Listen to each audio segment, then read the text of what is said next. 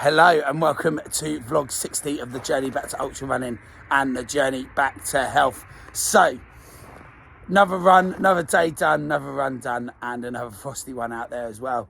And while I was running, I was just having a little thought process about increasing that intensity and increasing that volume. And in terms of like goals within the ultra running world, or people are looking into sort of CrossFit and high rocks type events, fitness events, functional fitness events, I've got to be honest.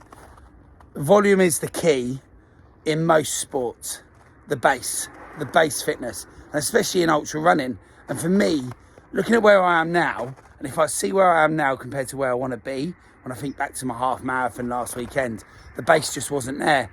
And the truth is, the only real way that's going to happen is through volume and specificity and intensity and progressive overload. And lots of people don't talk about the principles of training anymore, but I think we should explain those to the public a little bit more.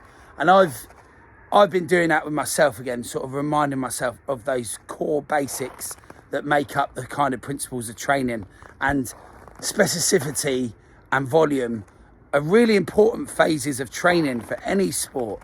But when it comes to ultra running, definitely, that time on feet thing, you can't beat it. There's no substitute for it. You either put the time in or you don't.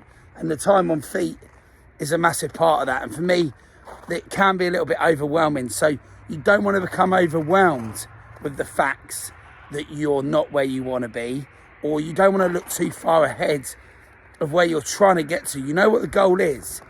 100-mile run, for example, would still be a massive goal that I want to achieve.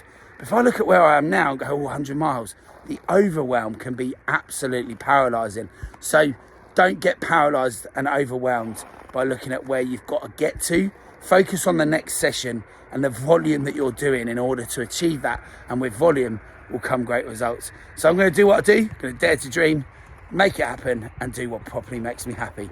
Absolutely love it. Boom.